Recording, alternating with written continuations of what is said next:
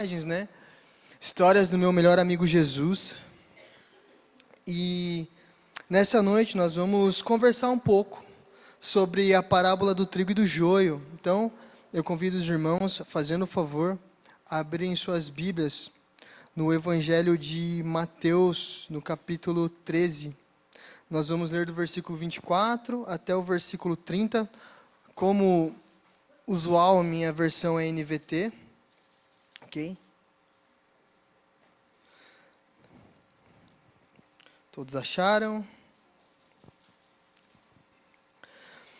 Esta foi outra parábola que Jesus contou. O reino dos céus é como um agricultor que semeou boas sementes em seu campo. Enquanto os servos dormiam, seu inimigo veio, semeou o joio no meio do trigo e foi embora. Quando a plantação começou a crescer, o joio também cresceu. Os servos do agricultor vieram e disseram: o campo em que o Senhor semeou as boas sementes está cheio de joio. De onde ele veio? O inimigo fez isso, respondeu o agricultor. Devemos arrancar o joio? Perguntaram os servos. Não, respondeu ele. Se tirarem o joio, pode acontecer de arrancarem também o trigo. Deixem os dois crescerem juntos até a colheita. Então direi aos ceifeiros que separem o joio, amarrem-no em feixes e queimem-no. E depois guardem o trigo no celeiro. Agora do versículo 36 até o 43. Em seguida, deixando as multidões do lado de fora, Jesus entrou em casa. Seus discípulos lhe pediram: por favor, explique-nos a história do joio no campo. Jesus respondeu: o filho do homem é o agricultor que planta as boas sementes. O campo é o mundo, e as boas sementes são o povo do reino. O joio são as pessoas que pertencem ao maligno, e o inimigo plantou o joio no meio do trigo, é o diabo. A colheita é o fim dos tempos, e os que fazem colheita são os anjos. Da mesma forma que o joio é separado e queimado no fogo, assim será no fim dos tempos. O Filho do Homem enviará seus anjos, e eles removerão do reino tudo o que produz pecado e todos que praticam mal, e os lançarão numa fornalha ardente, onde haverá choro e ranger dos dentes. Então os justos brilharão como o sol no reino de seu Pai.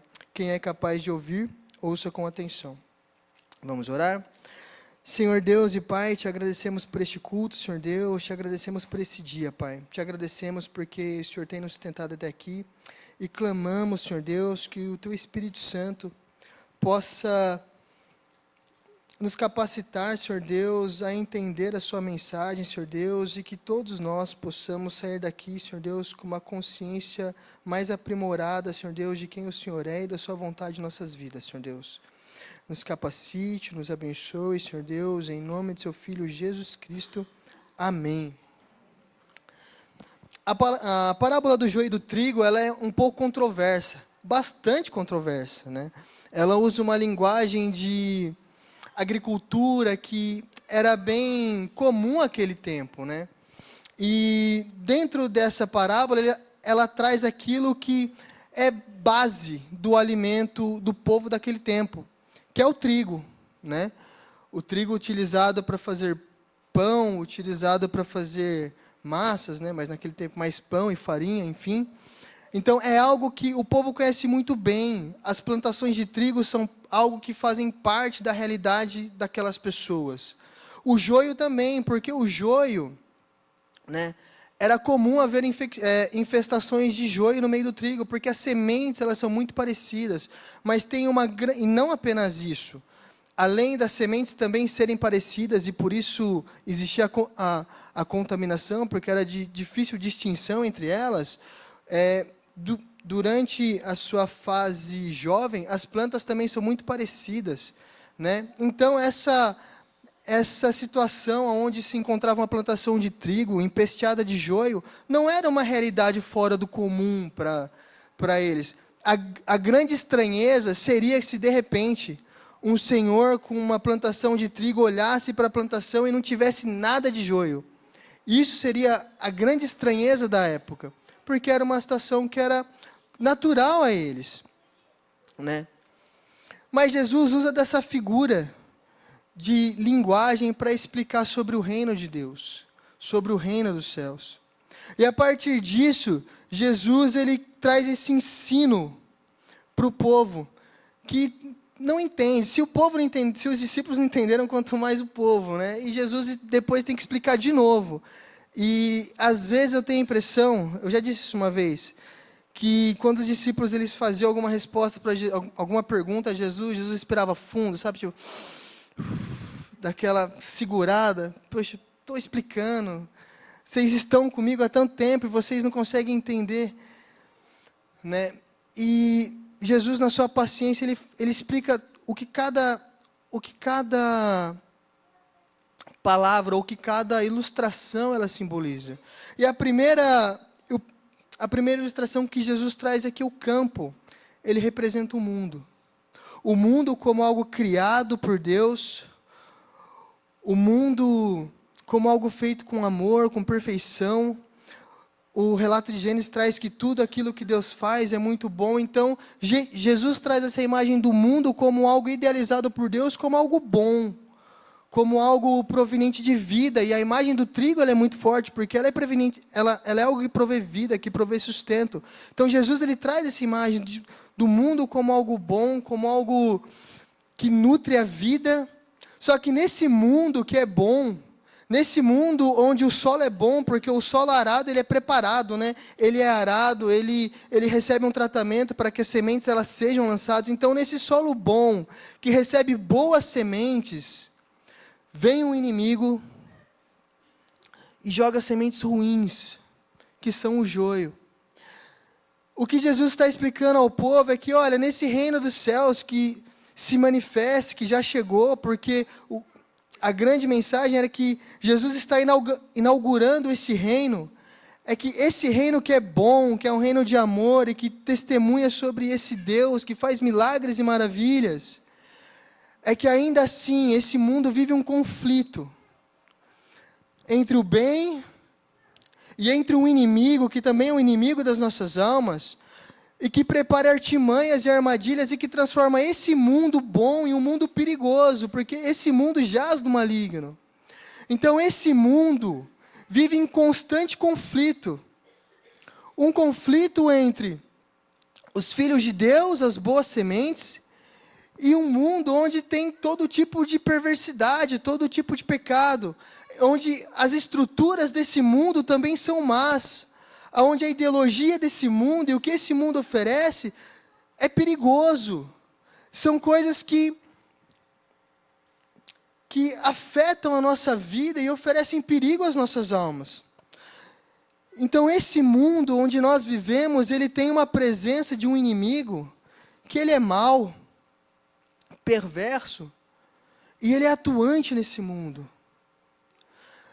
Então, nesse mundo onde nós vivemos, já que ele tem essas características, é óbvio, onde nós vamos ver muitas dificuldades, onde nós vamos ver desafios, aonde a nossa vida vai ser constantemente ameaçada, né? E quando eu digo a vida, eu não digo simplesmente a vida física, mas a nossa vida espiritual, a nossa vida emocional, a nossa vida, a nossa psique, a nossa mente. Então nós somos bombardeados de todo tipo de coisa, de todo tipo de frustração, de todo tipo de distração.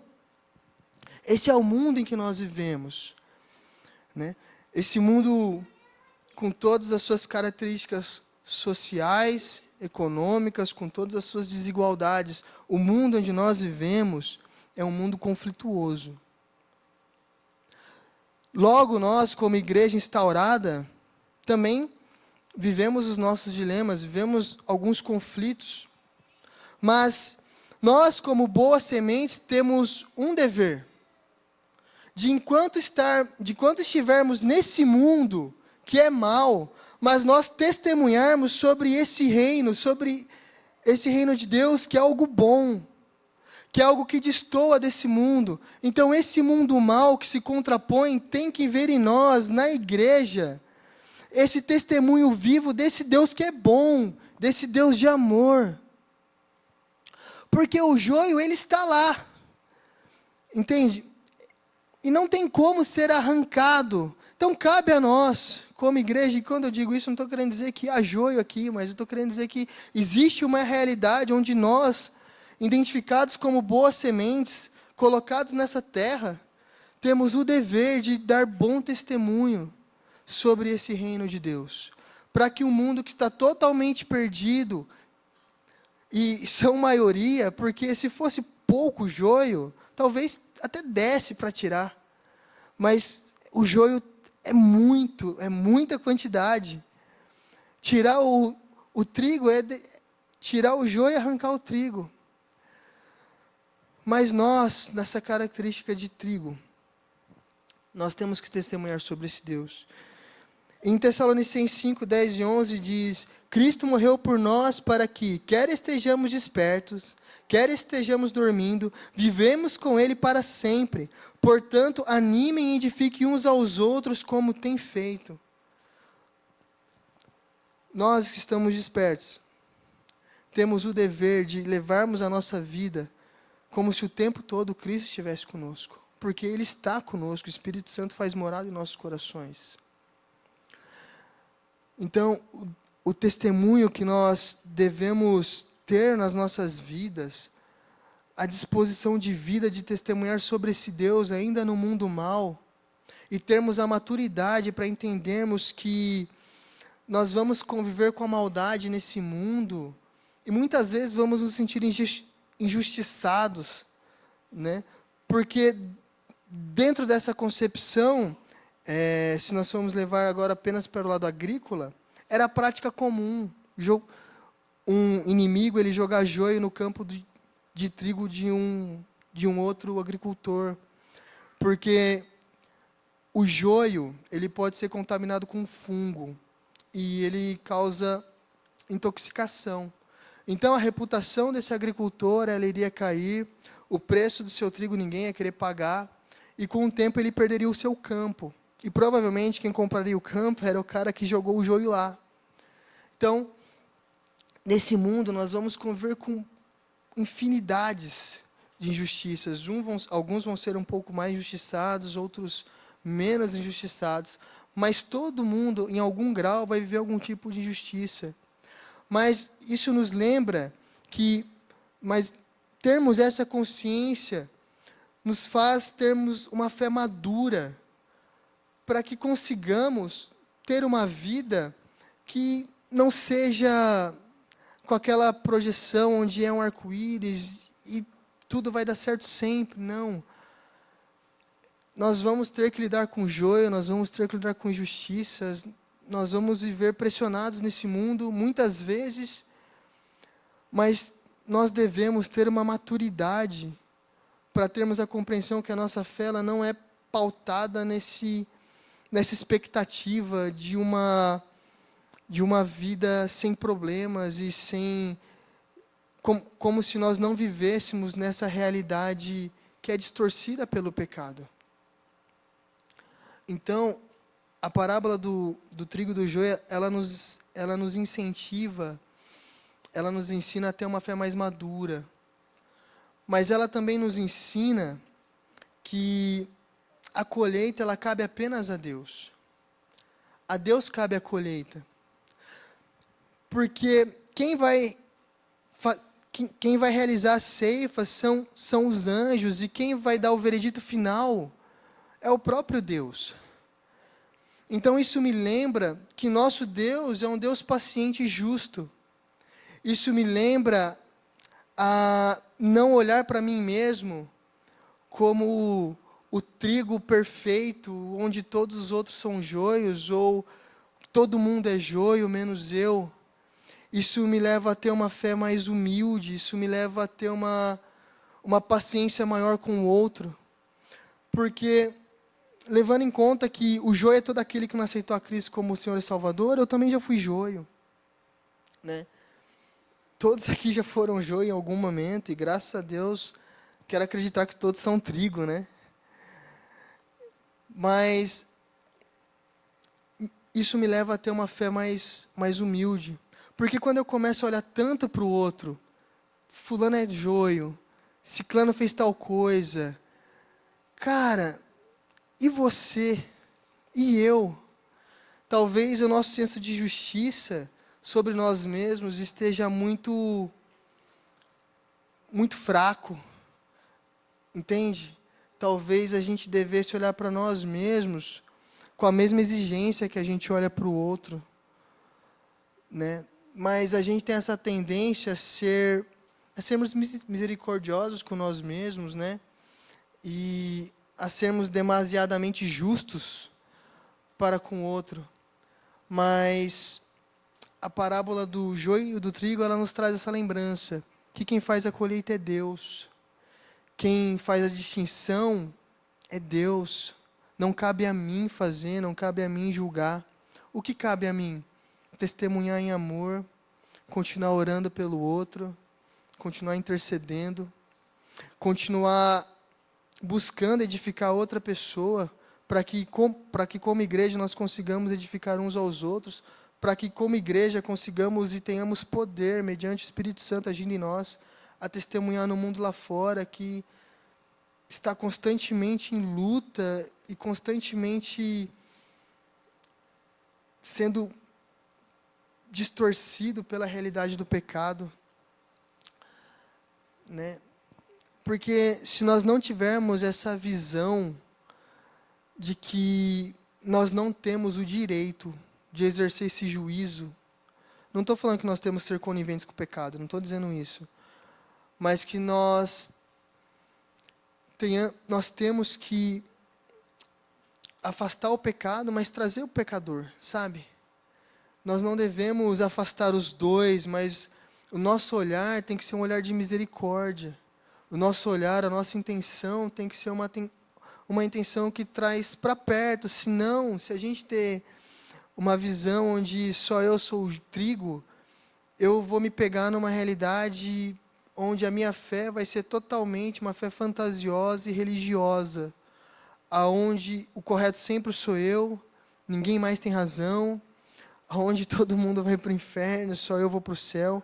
E não é isso que Deus quer de nós. Deus quer que nós tenhamos uma fé de santidade e justiça, uma vida de santidade e justiça, mas que também tenhamos paciência, que também tenhamos amor e zelo pela vida do próximo, né? Porque quem faz o julgamento, quem faz a colheita é o próprio Deus. Mas tem mais uma lição que a parábola do joio e do trigo ela nos ensina. Porque o texto diz que enquanto os servos dormiam, o seu inimigo veio, semeou o joio no meio do trigo e foi embora. Os servos, eles deveriam cuidar da plantação, né? Eles deveriam ter alguma guarda. E essa palavra no grego, ela quer dizer que eles estavam num sono profundo, né? Efésios 5:14, eu vou ler para os irmãos rapidamente, diz: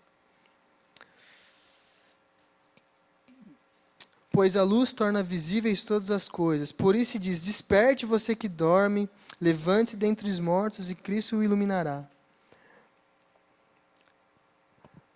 Nós somos chamados para ter uma fé consciente, para vivermos uma vida atenta nesse mundo. A gente não tem tempo para ficar vivendo distração. Porque quando a gente está muito distraído, e basicamente o pastor Nino disse de manhã, e a nossa vida está muito cômoda, a gente esquece até que Jesus tem que voltar, que a gente tem desejo, né, que a gente anseia por essa volta. Os meus pais, eles vão lembrar, mas quando eu era criança, eu tinha muito medo de duas coisas. Muito mesmo. Um era do ET de Varginha. E quando eu tinha uns 9, 10 anos, o ET de... Não sei se o pessoal mais década de 90 para cima lembra, mas o ET de Varginha era febre. Todo jornal que você passava era ET de Varginha e chupa-cabra. E eu adquiri um medo terrível do ET de Varginha, porque minha mãe é mineira. E a gente ia visitar esses parentes. E aí a minha irmã ficou um mês, a gente vai passar por Varginha. E o ET de Varginha vai levar você, porque você é muito feio. E ela...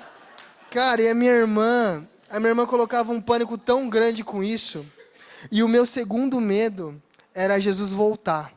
Então, eram os meus dois medos, assim. As minhas orações eram: Deus, deixa o ET de Varginha longe de mim e não deixa Jesus voltar. E eu lembro um dia que o pastor Osmar, ele fez uma pregação, né? Ela tinha todos os fundos escatológicos possíveis. E ele morava aqui do lado, né? E quando acabou a pregação, o culto, né? Ele foi para a casa dele e tal. E eu fui até a casa dele. E perguntei se Jesus ia voltar. Pô, mas Jesus já vai voltar, né? Mas chorando, cara. E aí ele me chamou e me explicou, né? Dentro do que eu podia compreender naquele momento, né? E eu lembro que no outro domingo, a irmã Nenê, né? Que é a mãe da tia Vera, tio Dair, tio Irineu, né? Não que eles sejam meus tios de verdade, mas, né, para não falar irmão, enfim. Ela me chamou, né? Que eu acho que ela viu eu indo perguntar para pro pastor Osmar e chorando. Aí ela falou, foi você, né, que perguntou pro pastor Osmar se Jesus ia voltar. Eu falei, foi. E ela me explicou de novo, né? Basicamente tudo que o pastor Osmar já tinha me explicado. Mas sabe, a gente não pode viver com essa fé infantil, com medo de Jesus voltar, essa fé rasa, com a percepção de uma criança de 9, 10 anos, que entende a volta de Jesus como algo assombroso e algo que vai acabar com tudo que existe.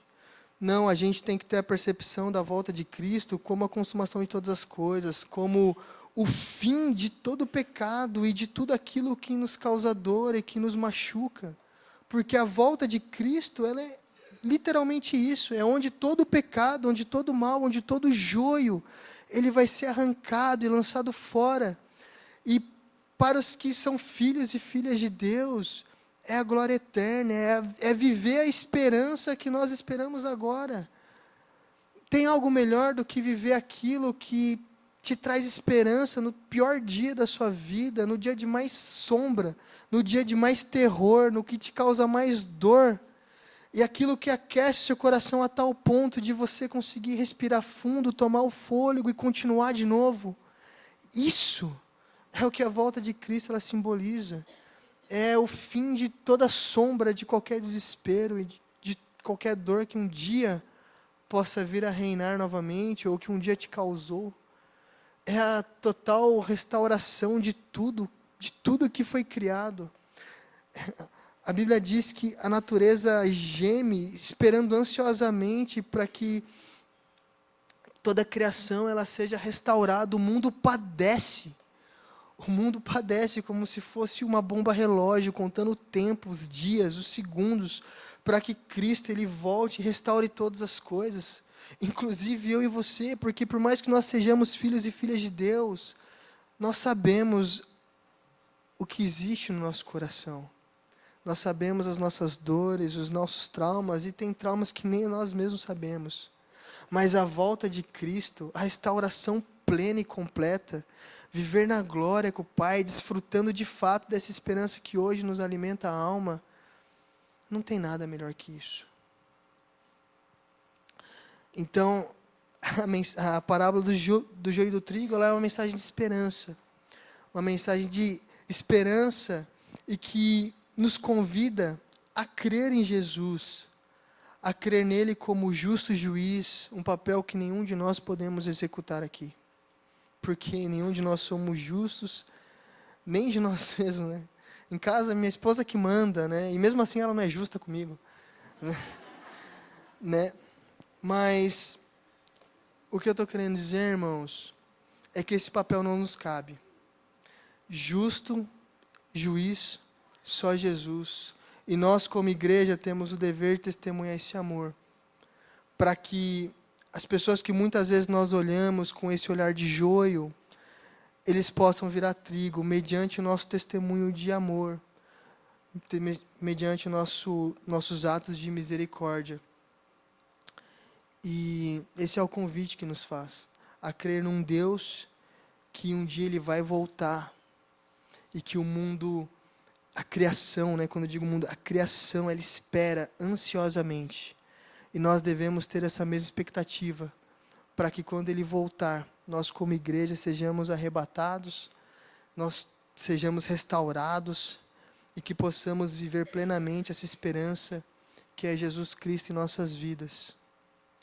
Então, se você não tem certeza se essa esperança chamada Jesus ainda habita no seu coração, se você não tem certeza se esse Espírito Santo faz morada no seu coração, se os seus dias ainda são os dias de desespero, se sua vida ainda é uma vida desesperançada, eu faço um convite.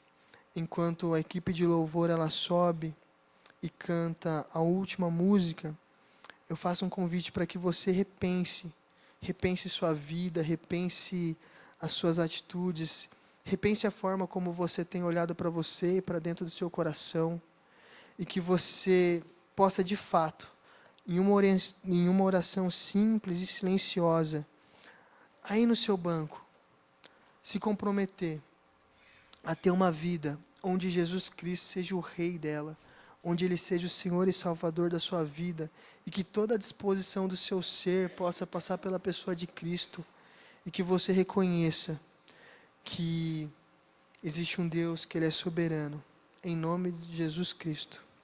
Amém.